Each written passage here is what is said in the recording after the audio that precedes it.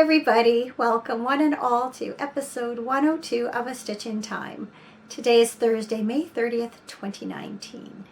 Did you hear that? May 30th. How did we get to be at the end of May already? What happened to, January, February, March, and April? I swear this year is just flying by, and each week seems to go by more quickly than the one before it. And it leaves me, I get to the end of the week and it just sometimes doesn't feel like I've accomplished very much. And some of it I know is because I've chosen to do one thing over another. But just overall just seems to be just time just going so fast. Anyway, how are you? Hope you have had a good week. And that I hope that my neighbors to the south had a good Memorial Day weekend. If you're new, welcome to the podcast. My name's Carol. I can be found on Ravelry as Knitsnpurls, and I live in the Fraser Valley of British Columbia, not too far east of Vancouver. Welcome also, of course, to returning viewers. Thanks for all of you who did reach out this past week. I always enjoy hearing from you. If you'd like to get in touch, you can send me a private message on Ravelry or leave a comment on YouTube or in the Ravelry group. And I always enjoy the give and take that comes from that. We have a pretty full show this week. Have my usual knitting to show off, but I also have a little segment of questions and answers today. Some of you left questions in the 100th episode giveaway thread, so I'm going to answer a few of those today. I'm kind of looking forward to that section. So let's get going. So first off, I want to talk about the Shop the Stash Knit Along Crochet Along that is going on in the Ravelry group. Until August 31st of this year. So by stash, I mean anything you have acquired prior to 2019. And knit or crochet anything you like. Because stash is stash is still stash till you actually finish something. Feel free to work on unfinished projects or UFOs. I guess they're all works in progress, unfinished projects. It's all really the same thing, except some are, not being worked on longer than others. In any case, they're included. There is a chatter thread and a finished projects thread. Each post counts as an entry. So in the chatter thread, chat as much as you like about what you're working on. And for every post, that will give you a greater chance to win a prize at the end of the knit along. In the finished projects thread, however, I am asking you to limit your posts to one per person.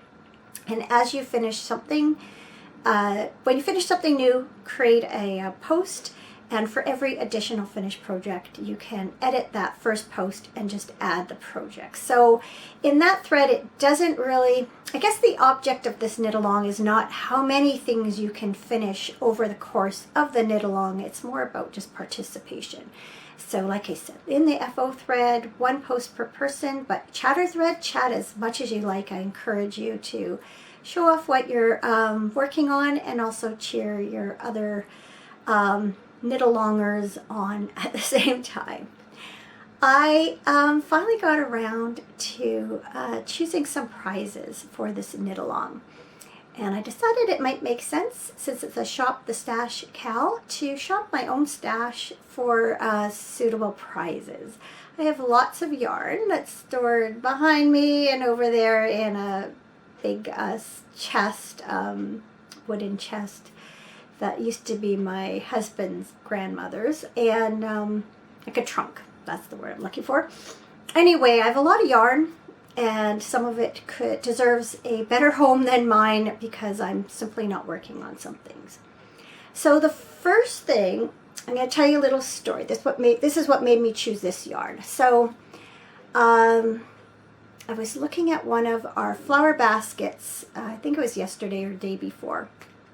and it's picture here. It's this beautiful mix of orange and purple flowers, and I just love orange and purple together, which made me start thinking about this yarn that I got from Sweet Georgia Yarns.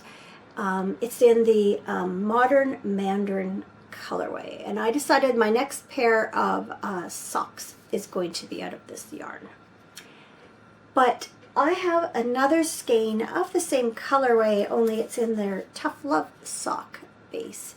And so I decided I don't need two. So one, and I decided this Tough Love sock, that is going to be a prize for the Shop the Stash Cal. This is an 80% superwash merino, 20% nylon. Sweet Georgia is dyed in Vancouver. So it's a close to home yarn. So that will be one prize. Another one, a number of years ago, I was in a club with the Unique Sheep. And one of the projects was this Artemis shawl by Janine Lacrosse. And you can see it's done in this beautiful gradient. But I have never knitted, and you know, this is just too pretty to sit here unknit for this long. So I am going to send this to a good home. So it will include the pattern and the yarn, and of course you're free to make anything you like out of the yarn, but it's time to send this where it'll hopefully potentially be actually knit instead of being sitting there. It's a cotton bamboo blend. Let's see, 51% cotton and 49% bamboo, and in a fingering weight. So that will be another prize. I also thought it would make sense to shop my stash of project bags. If you've been watching for a while, you know that I've made numerous project bags, more than I can ever use myself, and I have in the back of my mind idea that I might open like an Etsy shop one day and actually sell some of them, but for now they are just hanging around here. So here's one. So I'm going to offer up this project bag. It's a good size for like a pair of socks. Has kind of a Victorian theme design on it. Is that one upside down? Kinda, there you go. Anyway, so that's going to be a project, or I mean a prize. And this is my bag. This is one of the very first project bags that I ever made. And I have enough fabric to make a second one. And so I'm going to make up a second one of these, and that will be another prize. So that will get some things out of my stash, but hopefully will make somebody happy. So there may be other things as the knit along progresses that I will add to that. But for now, those 4 prizes are definitely up for grabs, and I will get some photos taken and put pictures of them in the various threads for the cowl. Okay, that's business. I need a cup of tea, or a sip of tea, I should say. I have lip gloss on, and it feels like it's on my teeth, even though it's not. It's a little stickier than the lipstick I usually wear, and it's bugging me a little bit. Okay, so first up are works in progress. I don't have any finished projects this week, but I do have several projects I've been working on quite a bit. So first up are my Crazy About Zauberball socks, and knit from Crazy Zauberball in color 1507 Herbstwind, which means autumn wind. So as I showed you last week, I had completed sock 1. This is a 64 stitch top down sock knit on a 2mm needle. That's my go-to. And when I reached the point where I wanted to put in my heel, I knit in a row of waste yarn, and then or I guess half a round of waste yarn, knit a little bit further, and then I inserted my afterthought heel using yarn from the other end of the ball. So there's number one. So when I began sock number 2, I decided to pull yarn from the other end of the ball rather than continue where I left off here. And so that's how these are going. And I was kind of tickled because when I first started, pardon me, it looked like they were following a similar pattern of sort of dark to light to dark to light. But then you can see somewhere around here that kind of stopped. And so I've ended up with a lighter heel on this sock than the other, but that's okay. You know, I'm really a stickler when socks are supposed to match, or, you know, when they are self-striping and have the ability to match perfectly. I really like to try and achieve that.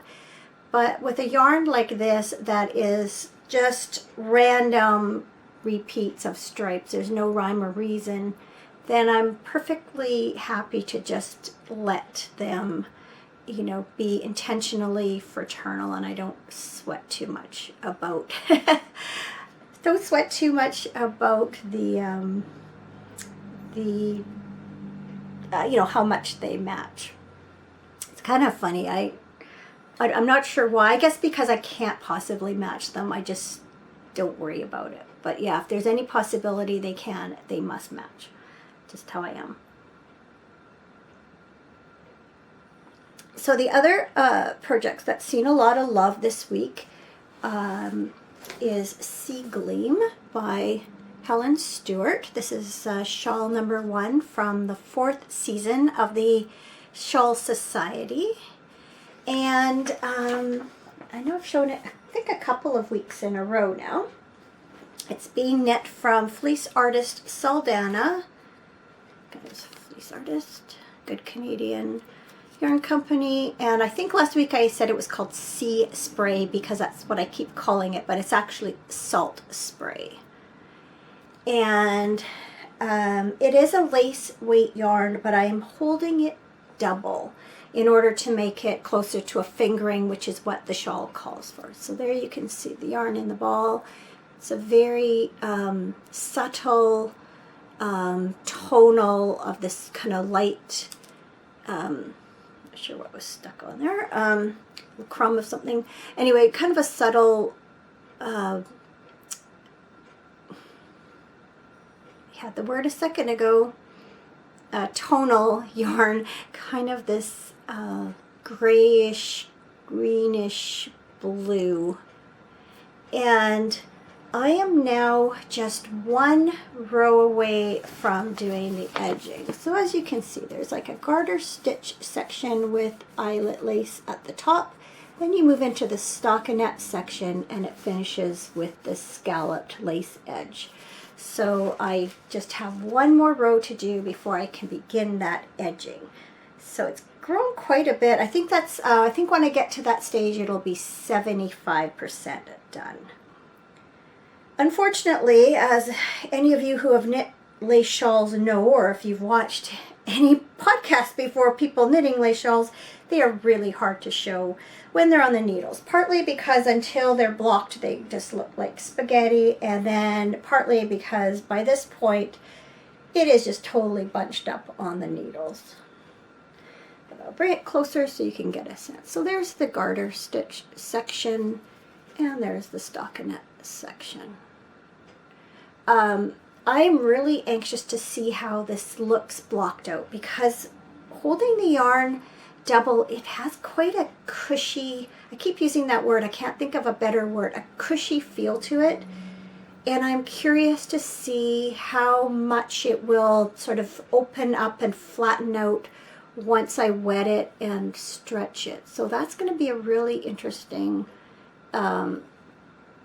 experiment, I guess, to see how that turns out. But yes, again, quite a simple pattern. Like even the lace pattern is, once you start the row that actually incorporates the lace, it's very easily memorized and done. So I can work on this, you know, while talking to people or, you know, watching a show or whatever. So it's been a good easy project to work on.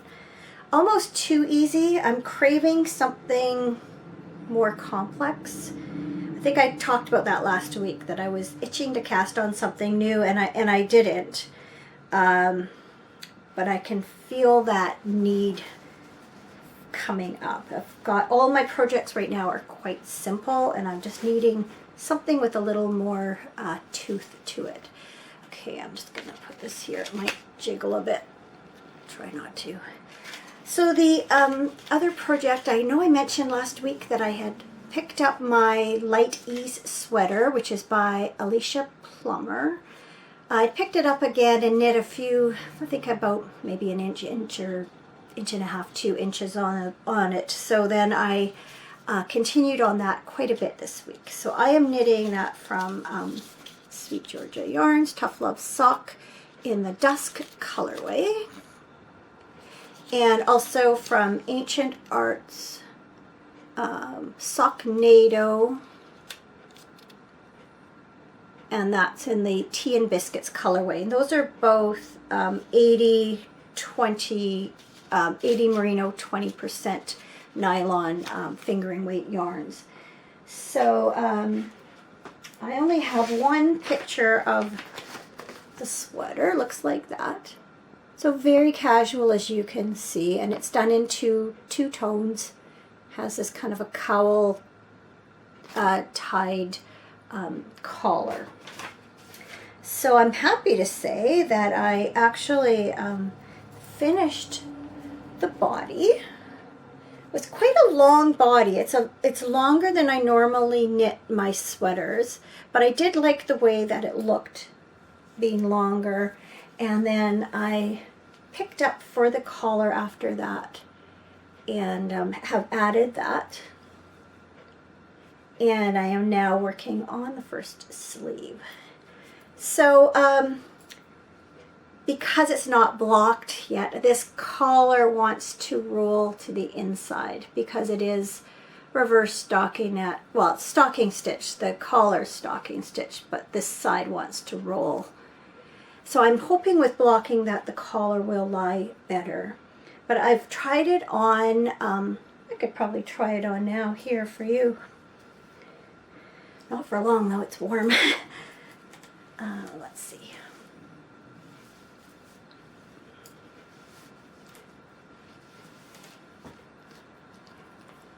So it will sit, hopefully, more like this once it's done. I hope that top won't roll in. As you can see, it's got kind of a cowl neck. And then I will push this ironing board out a little bit so you can see the whole body. So here we go. It might shake a little. Now I'll kind of put my knee up on the chair. Well, that's not going to quite do it. Let's see if I can.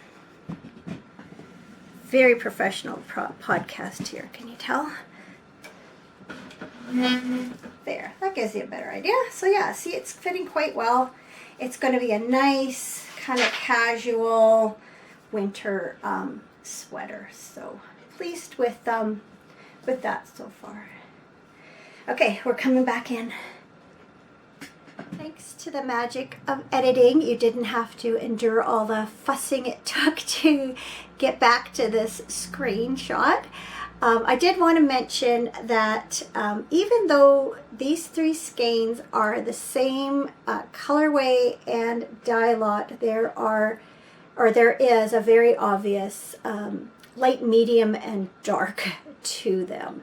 And so I have been alternating skeins throughout. So on the body of the sweater, I use the helix or helical knitting technique that I provided links for a few episodes back if I think of it, I'll put it in the show notes for this episode again. If not, just go back a few episodes on the blog and you'll find it. Or in Ravelry, there's show notes there too. Now that I'm on the sleeves, I've reverted back to a more traditional knit around, introduce the new color, knit around, introduce the new color, knit around, and introduce the new color, and then start again. That's because when I was knitting the body, I was finding that where I was changing yarns using the other method, I was ending up with a bit of a line. I don't know if you can see that there. I think so, right here. And so I did end up putting those locations where I was changing yarns along the side seams, so that even if they don't disappear with blocking, they won't look too unsightly or be too noticeable. But I didn't want to do that on the sleeves, so I am changing yarns each round on the sleeve seam, underarm seam, if you want to call it that. So I don't think that, you know, I like the other method because I like how continuous it all looks as you change from one color to another. This is a little bit less so, but I think that's makes more sense to do that method on this. So that is what I'm doing. It's a bit of a nuisance working with 3 yarns on a small circumference, especially because you have to change your yarns so much more often.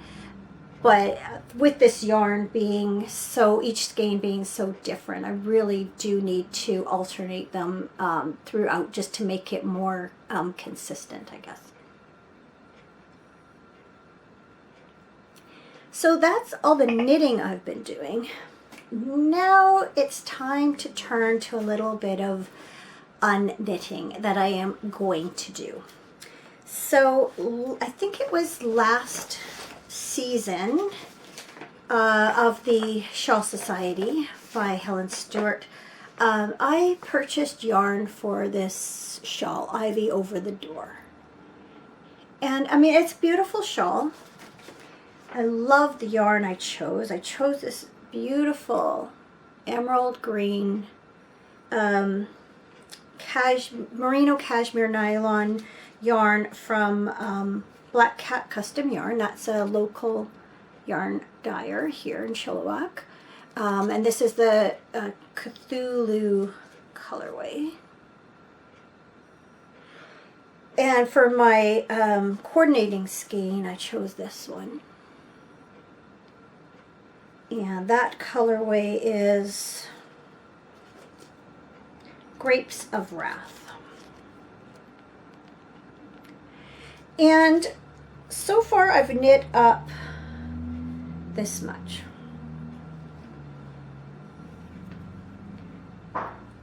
So the coordinating colorway occurs on each end in kind of a brick-like stitch pattern, and then you move to this leaf pattern here. And while I love the yarn, I love the colorways, I'm happy with how it looks, I don't see myself continuing through and knitting this whole shawl through. Not only that, I don't see myself using it a lot once I've knit it. And so what I've decided to do is, I have 2 skeins that I haven't even wound yet, and this green would make a beautiful sweater. It's one of my favorite shades of green. I think it looks good on me. So I've decided that I am going to reclaim this yarn and knit a sweater from the green. Whether I add any sort of complementary yarn to it, I haven't decided. I don't know, and I'm not sure. If not, I'll use this for something else, socks or shawl. I don't know, but for sure I want this green for a sweater. So this is going to be coming off the needles, and what I will do is once I unravel it, I'll wind it up onto my Swift, tie it off, and then soak each of these yarns and then hang them up to dry so that they can kind of reclaim their bounce. And then they'll be as good as new to use in a future project. So kind of sad to see this one go, but I really am trying to make more of a point of knitting things that I'm actually going to use. And I just, as much as I think it's a lovely pattern, I just don't see myself wearing it as much as I should to justify the cost of the yarn, because it was not an inexpensive project. And so, yeah, I think it's time to do something more practical with it. It's in one of my bags that I knit, and I got this little I don't know what you call it, but I got it from like a zipper pull thing from Michael's. I just thought it was cute. I love teapots, teacups.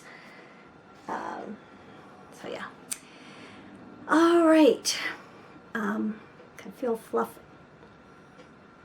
sticking to my lip gloss.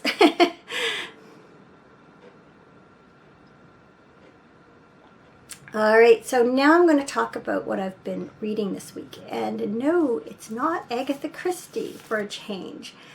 I've been reading a nonfiction book on my Kindle called Fast Track to Aging Backwards by Miranda Esmond White.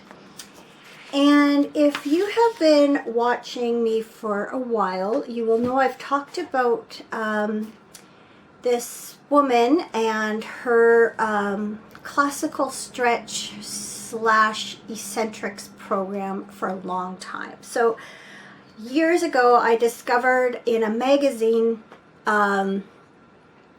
this classical stretch technique for exercise. And it's designed by Miranda, is a former ballerina, and she's designed a program of what she calls eccentric stretching. So you're stretching as you're moving, and it helps to build up muscle, but also tone your body. And give you cardiovascular workout as well, and has lots of benefits. So I saw that she had a new book out. I actually have bought her Aging Backwards book, and you can see this series is Aging Backwards. She has a program on PBS television in the States. I've never seen it on our channel here, but I don't really need to because I buy the DVDs a lot of times as they come out. This is complete season 12. So, I didn't really need the book in the sense that she's preaching to the choir. I believe in what she does and what these workouts do for me, but I kind of needed a reminder, I guess. It's just been the last year and a half or so. I just haven't been myself. And I've slipped out of regular exercise to the most part. I kind of go in spurts, and I always have gone in spurts. But I've gotten away from my classical stretch more than I would like to, and I'm feeling it in my body. Had sort of some health issues, a lot of them related to menopause or lack of menopause, as a case might be, and just not feeling well, and I need to get back to doing things that make me feel well. And this book talks about all the different ways that this type of exercise can help your body. It's not just about looking good, it's about improving your health in lots of ways through this movement. And so the book includes this fast track program for 30 days of different exercises, and I may go ahead and use that as a guideline because from doing the workouts along with her for so long, I'm familiar with the exercises that she's illustrating, so I know how to do them. On the other hand, what I might just do is start working my way through this DVD again and just start moving again, because I really need to.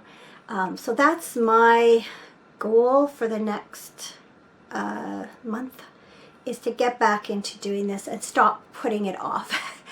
You know, as I'm reading this book and I'm thinking, yes, tomorrow I will start this again, and then tomorrow never comes. You know, it's just too easy to do other things, and I have to start making it a regular part of my life again. So that is my goal. So I'll wish me luck, send me, you know, rah cheering. I'm definitely starting to feel my age, and I do not want to. I've always felt very young and very young inside, and I don't like this feeling of growing old. So I really need to start doing things that make me feel younger again. And I know that this, from experience, really helps. Now it's time for something a little different. When I held my 100th episode giveaway, one of the prompts I suggested was that you might want to ask me a question. And so I'm going to spend a few minutes answering some of those questions. I've been really looking forward to this. It's kind of fun. It's made me kind of think about some things. So first question is from Knitsnpurls, also known as Susan. Hi, Susan. She asked, what is your favorite bird? More than one answer if you can't decide. So I'm glad she added that, because I can't just choose one. As you know, I quite enjoy, you know, backyard bird watching. And it's hard to narrow it down, definitely to just one bird, but even just a few birds. So I gave it some thought. Well, of course, this time of year, I've been really captivated by the hummingbirds, and I've gone so far as to create a little garden just for them, designed to attract them, which I'm so happy is working. So definitely hummingbirds have to be up there. So in this area we have the Anna's hummingbird, which are here all year round, and then the Rufus hummingbird, which are only here in this kind of late spring to through the summer. So hummingbirds are definitely up there. We just never get tired of watching them, and every time my husband and I see one, it's, you know, we have to mention it, because we just never get tired of it. They're just so fun to watch. So one of my all-time favorite birds are chickadees. That's a black cap chickadee. That's what we get around here. They're little, they're cute, very sweet birds. I love the little chickadee-dee-dee sound, or in the spring and summer, sometimes you hear kind of the... Sometimes they whistle back, and then it kind of freaks them out a little bit, I think. But yeah, again, just quite common around here, but just don't ever get tired of seeing them. And then another of my favorites is the American goldfinch. That's the male during the spring and summer months, bright yellow to attract a mate. And then in the winter time, they all kind of look the same, male and female. This is a lot of what the female looks like normally, kind of an olivey green. So I'll never forget how excited I was years ago when I spotted one. I was in the front yard and I spotted one, and it flew down towards a couple doors down, and I never knew we had goldfinches in this area before that. And at that time I didn't have a bird feeder, because we had a cat, an outdoor cat, and it just didn't seem right to as I say, invite the birds for dinner and their dinner. But when we did go back to having a bird feeder, I bought one specially for the goldfinches, and within, I think, a day or so, I had some. I was so excited. So that's another of my favorites. And then I lost my little bookmarker, so I'll see if I can find it really quickly. One bird that we don't see very often, but when we do, I'm always thrilled, and that's the downy woodpecker. It's a very small woodpecker, just basically the size of a songbird. And the male looks like this with the little red, whoops, little bit of red on its head. And then there's the female.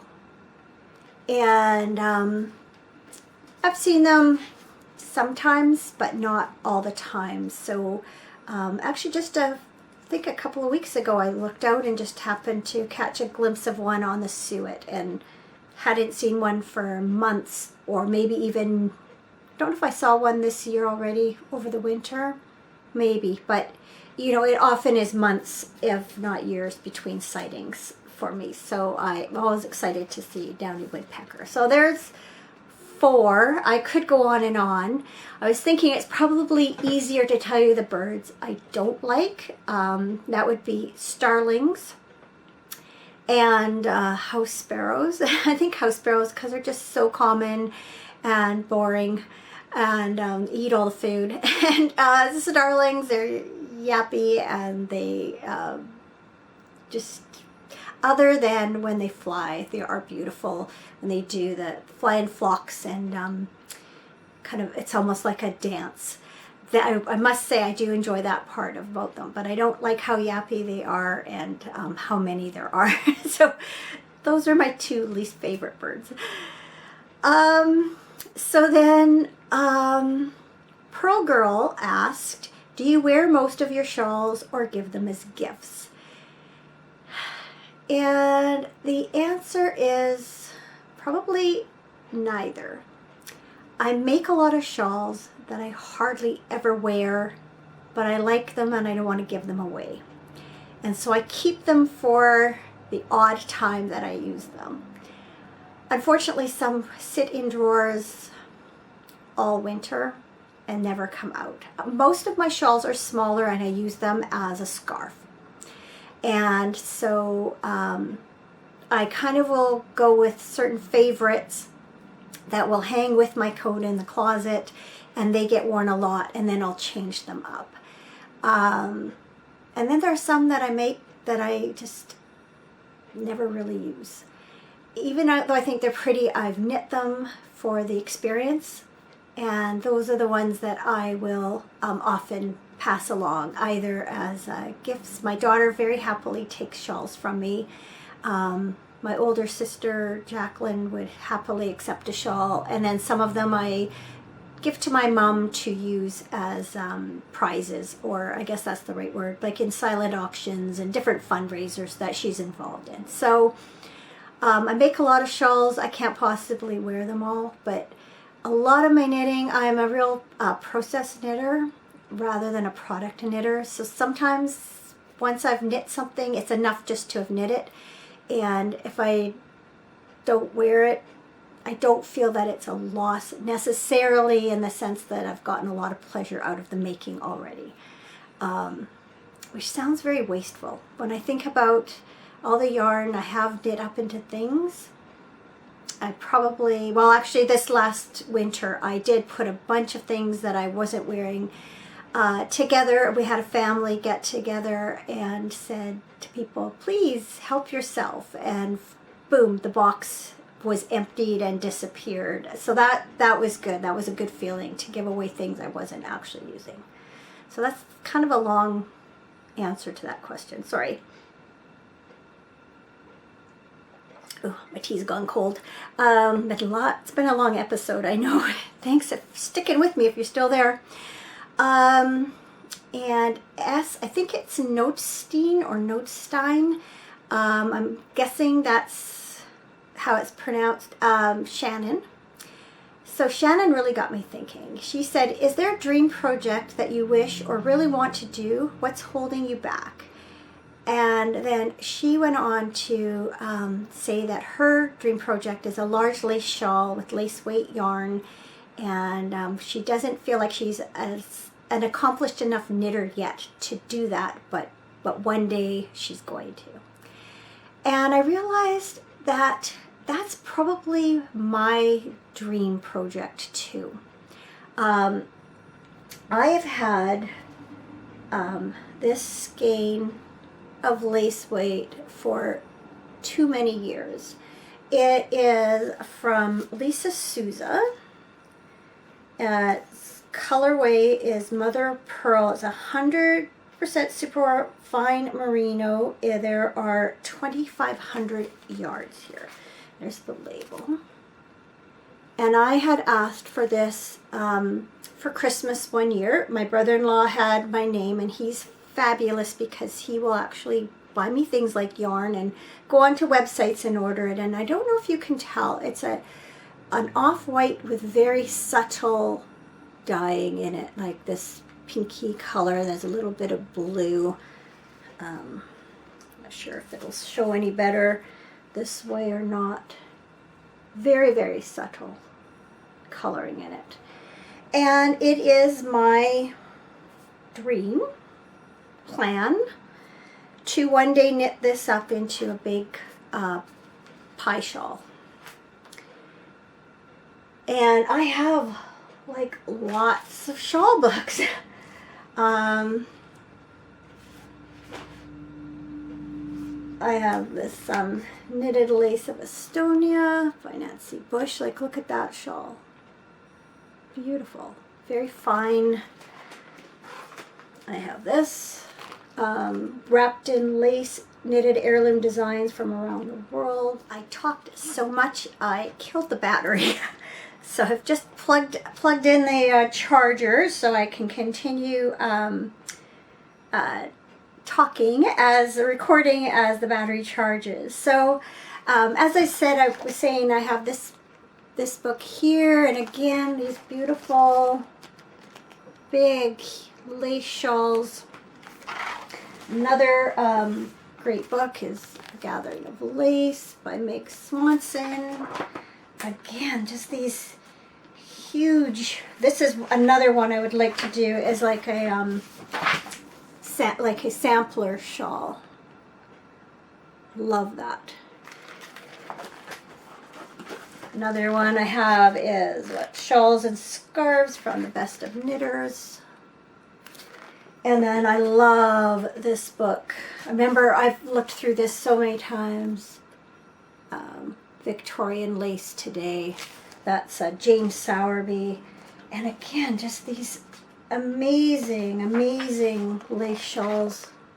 Many of them in lace weight yarn. So, what's holding me back? It's not that I don't feel I'm an accomplished enough knitter, because I think any knitting is just knits and purls and yarn overs, you know, knit two together, SSK. If you can do all of those, you can knit lace, because for the most part that's all it is. I think what holds me back is being overwhelmed by the process. And as much as I'm a process knitter, it's intimidating to think about knitting up this much fine lace yarn into something so large. I do like knitting, well, I love knitting lace, and I don't mind working on lace weight yarn sometimes, but it does take a long time, and you do have to be in the right mood. Another project for me is my longest night shawl that I started, I think now, a year and a half ago. That's by Lori Law of Ocean Wind Knits, and this is like 1,500 yards of lace. And so, you know, I've already done this much. I guess it goes this way. It's a big triangular shawl. But look how much I have to go. That can be intimidating. So that's what's holding me back. I have to be in the right mood to work with it. And even when you work on it a long time, it doesn't seem to grow a lot. So yeah, this will feel like an accomplishment. Another one, you've seen my work on Celisterium, which is fingering weight, but it's 3 skeins of fingering weight yarn. And again, it's a long process. So as much as I can enjoy it when I'm in the moment, probably the sheer volume of the knitting is what holds me back from working on it and having to be in that just the right frame of mind. So that's 3 questions. There are a couple more that I will save for another episode, and just talk a little bit about what's been going on around here. Not a lot.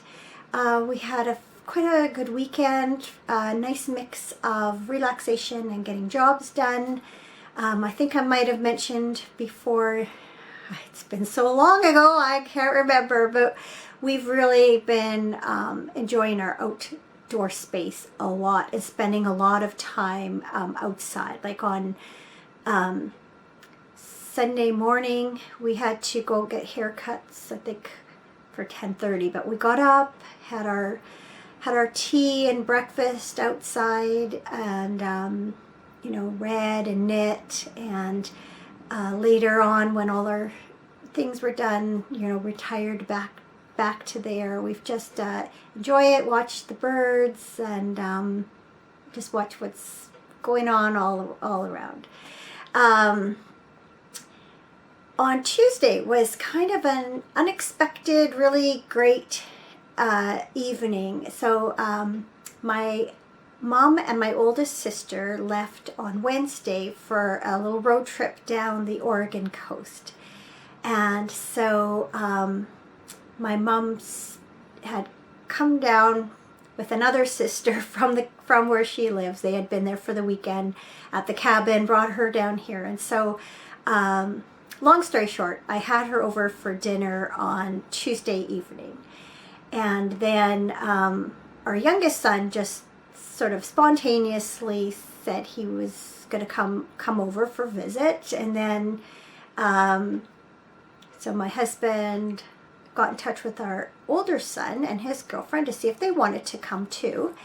And then so we were all sitting outside around the fire and having a drink and a good visit. And then I had my sister, where my mom was staying, she was going to come and pick her up. They had been at a meeting, strata meetings, she and her husband. So that made it a good time to have my mom for dinner and a visit. So I said, well, come and plan to have a visit here. So we all, big group of us, down there around the fire, having a really nice visit and just really enjoying the space. So that turned out to be just such a nice evening. Last night we played ball. We had a really late game, started at 10 after 9. So it was almost 10:30 by the time that finished. So, but it was a nice evening. I was worried I'd be a bit cool. Apparently I talked so much that I exhausted my battery. And even though I had the charge cord attached, I could not get my camera to stay on and record. So since that last little bit, I went and mixed up meatloaf for tonight's dinner, and that still wasn't enough time. So then I started some lunch and started the rest of the podcast uploading, and have since then had my lunch and started editing the podcast, and now hopefully I have enough juice to just get me through this last little bit. So I think I was talking just about having some of the family over the other night and how enjoyable that was. Tomorrow night we are going to see our older granddaughter's school play. It's some kind of modern take on fairy tales, and I know she has 4 or 5 different small parts in it. So yeah, it should be fun. I haven't been to a school production, I don't think, since she was in the late stages of elementary school. So looking forward to doing that tomorrow. And then on Sunday, our curling club is hosting a golf tournament. And so both Cameron and I are going to participate in that. I will curl with my sister, or golf with the sister that I curl with, plus 2 of her friends. And then Cameron will golf with my brother-in-law that he curls with, plus a mutual friend of ours, and and another guy who has spared for them this year. So a friend of my brother-in-law. So yeah, should be fun. 9 o'clock tee off though, so that's a little bit early for a Sunday morning. We don't usually really sleep in Sunday mornings, but we do tend to take our time easing into the day. So not this weekend. And I think that's about it as far as things going on. So something good this week is fresh basil. So I decided this year that I just wanted to grow a tomato plant. I love fresh tomatoes. So I bought a tomato plant and then just put it in a container. And then shortly after that, I was reading about growing tomatoes, and someone mentioned that tomatoes like to be crowded and that she always plants marigolds and basil along with her tomatoes. So I thought, and I think marigolds are supposed to be good for the bugs, and I love basil. I've never grown it before, so I thought, well, that's perfect. Basil and tomatoes, oh, yum. So I bought a marigold and a basil plant and planted them in there. So the other day, for lunch, I just took bread and put tomato and mozzarella cheese and some basil on top and toasted it in the toaster oven, and oh, it was so good. So I'm looking forward to many more combinations of basil and tomatoes coming up this summer. That makes me think about the first time I ever grew tomatoes. So we had moved into this house, so that would have been 30 years ago. And actually, that's not quite true. I remember growing some as a teenager, but I never had my own garden. And when we moved in here, the previous owners had broken up a garden plot by planting tomatoes. So the next spring, we decided to plant some vegetables. And as we were shopping for the seeds and the seedlings and things, my husband asked how many tomato plants I wanted. So I thought, oh, I don't know, how about 6? So we grabbed 6 plants and took them home, and when we got home we realized that we didn't have just 6 plants, we had 6 containers of 6 plants each. So we had 36 tomato plants. We could not keep up with them, but the slugs were very, very happy. Yeah, didn't make that mistake again. So yeah, whenever I think about growing tomatoes, I think back to that how very green I was back then. So I think that is it. This has taken me a lot longer than I expected, and I still have editing ahead, but hopefully I'll get this out tonight. So yeah, everybody, thank you for watching first off, and have yourselves a great week. I hope to be back again next week recording. If not, I'll let you know. So you take care till then. Be sure to stop by if you want to participate in our Shop the Stash Cal. Would love to see what you're working on. And if not, that's okay. You can come by and share what you're working on in our What Are You Making thread. Always love to see everyone's projects. So have yourselves a great week, and I will talk to you soon. Goodbye.